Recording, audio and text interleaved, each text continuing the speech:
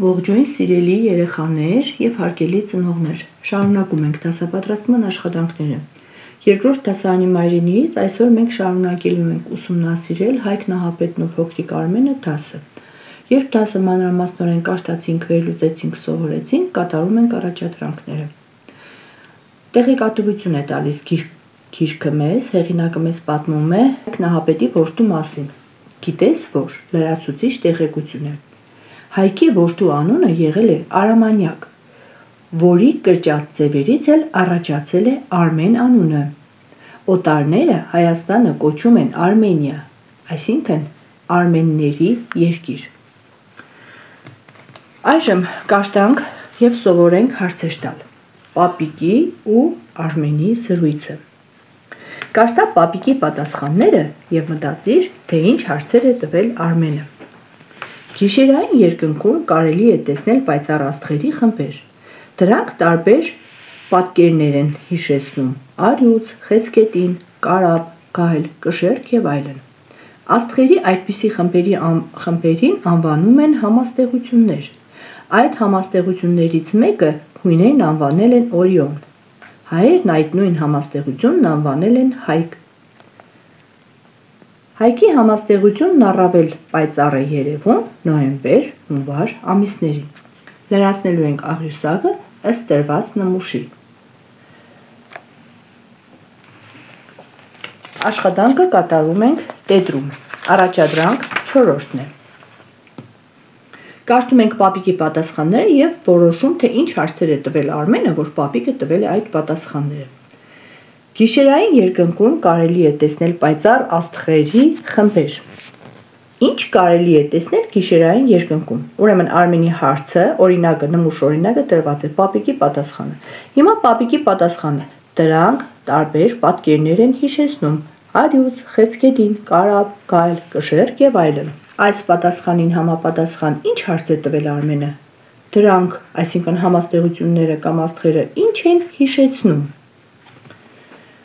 Պապիկի պատասխանը. Աստղերի այդպիսի խմբերն անվանում են համաստեղություններ։ Ինչպես են կոչվում այդ խմբերը։ Աստղերի այդ խմբերն ինչպես են կոչվում։ Արմենը հարցրել է, պապիկը տվել է այս պատասխանը։ Այդ համաստեղություններից մեկը հույներն անվանել են Օրիոն։ Ինչ համաստեղության անուն գիտես։ Այստեղ կարող է ուրիշ հարց էլ ձևակերպել, բայց երեխաներին խոսեցնելով ես այսպիսի հարց եմ գրել։ Հայերն այդ նույն համաստեղությունն անվանել են Հայկ։ Ով է համաստեղությունն անվանել Հայկ։ Հայերն են անվանել այդ համաստեղությունը Հայկ։ Հայկի համաստեղությունն առավել պայծառ է երևում նոյեմբեր-հունվար ամիսներին։ Երբ է այն պայծառ երևում։ Այս հարցին էլ պատասխանեցինք, այժմ լրացնում ենք խաչբառը։ Առաջադրանք 5. Օգտվելով նկարներից լրացրու խաչբառը։ Ընդգծված սյունակում կկարդաս քո ամենասիրելի բառերից մեկը։ Առաջին նկարում պատկերված է աստղագիտության հիմնադիր Վիկտոր Համբարձումյանը, մեր համաերկրացին հայ ականավոր աստղագետ գիտնական Վիկտոր Համբարձումյանն է, երեխաներ։ Համբարձումյան անունը գրված է։ Նայում ենք երկրորդ նկարին, Զորավար Անդրանիկն է։ Զորավար Անդրանիկին մենք ծանոթացել ենք առաջի դասարանի Այբենարանի դասագրքից։ Գրում ենք Անդրանիկ անունը երկրորդի դիմաց։ Նայում ենք երրորդ նկարին, Հայկ Նահապետի արձանն է, երեխաներ։ Գրում ենք Հայկ։ Այնուհետև չորրորդ նկարում պատկերված է Սասունցի Դավիթը։ Չորրորդը գրում ենք Դավիթ։ Հինգերորդը, երեխաներ, Կոմիտասն է, Սողոմոն Սողոմոնյանը։ Կոմիտասը, գիտեք, երեխաներ, նույն գործն է կատարել հայ երաժշտության մեջ, ինչ որ Մեսրոպ Մաշտոցը գրերի գյուտն է արել,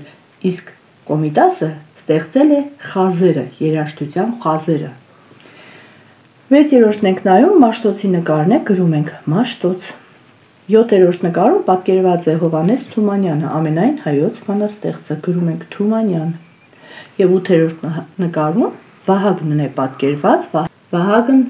վիշապաքաղն է պատկերված, Վահագնը, երեխաներ, երբ հայերը դեռևս քրիստոնյա չէին, բազմաստվածություն էր Հայաստանում տարածված և Վահագնը ամենակարևոր աստվածներից մեկն էր, արևի կրակի աստվածն էր։ Այժմ անցնենք առաջադրանք 6-ին։ Գրիր առարկաների ընդհանուր անվանումը, ուրեմն կաշտում ենք առարկաները, որոշում ենք ինչ ընդհանուր անվանում կարելի է տալ. աժդահակ, հատիս, արագած, արա, մասիս։ Բոլորը մեծատառով են գրված եւ երեխաները շատերը աշտեն ճանաչեցին Հայաստանի սարերը, լեռները, գրում են սար։ Հրազդան, արաքս, քասախ, որոտան, աշփա, սրանք էլ կետեր են, կետ։ Թվարկում ենք առարկաներ, որոնց ընդհանուր անվանումն է միրգ։ Երեխաներին խոսեցնելով կարելի է գրել տարբեր մրգերի անուններ՝ տանձ, խնձոր, սալոր, ծիրան, նուռ, խաղող, դեղց, բալ, կեռաս, թուզ եւ այլն։ Նույն ձևով գրում են բանջարեղեններ՝ լոլիկ, վարունգ, կարտոֆիլ, գազար, կաղամբ, ծաղկակաղամբ, պղպեղ, սմբուկ եւ այլն։ Հետո մենք էլ փորձում ենք ստեղծել նման շարքեր։ Օրինակ վայրի կենդանիների շարք կարելի է ստեղծել, ընտանի կենդանիների, թռչունների եւ այլն, նույնիսկ բույսերի։ Արջ, գայլ, նապաստակ, բակր, արյուծ, աղվես, ոզնի, եղջերու, հովազ, վարազ, բորենի եւ այլն։ Առաջադրանք 7-ը երեխաների համար շատ հետաքրքիր կլինի, որովհետև գուշակելու են, բառերից հանվել են ձայնավորները, վերականգնելու ենք այդ բառերը եւ գրենք ռճնրտ։ Արդեն բառը ծանոթ բառ է, երեխաները անմիջապես գտնում են առաջնորդ բառը, որից դուրս են բերվել ձայնավորները ա եւ ո։ ՀՂԹԼ հաղթել բառն է, ձայնավորները դուրս են բերված եւ ՓԽՉԼ փախչել բառն է։ Այդ բառերով կազմելու են բառակապակցություններ՝ հզոր, առաջնորդ, հաղթել, թշնամուն, խուճապահար, փախչել։ Եվ ամենավերջում առաջադրանք 8-ը լրացնելու ենք նախադասությունները՝ դասից քաղած իմ պտուղները։ Ես այս դասը սովորելու ընթացքում հասկացա, թե ինչու է մեր երկիրը կոչվում Հայաստան։ Ես սովորեցի հարցեր տալ տեքստի շուրջ։ Ինձ հետաքրքրեց Հայկի համաստեղությունը։ Ես զգացի հպարտություն, որ հայ եմ։ Այսօր էլ այսքանը, կհանդիպենք հաջորդ դասին։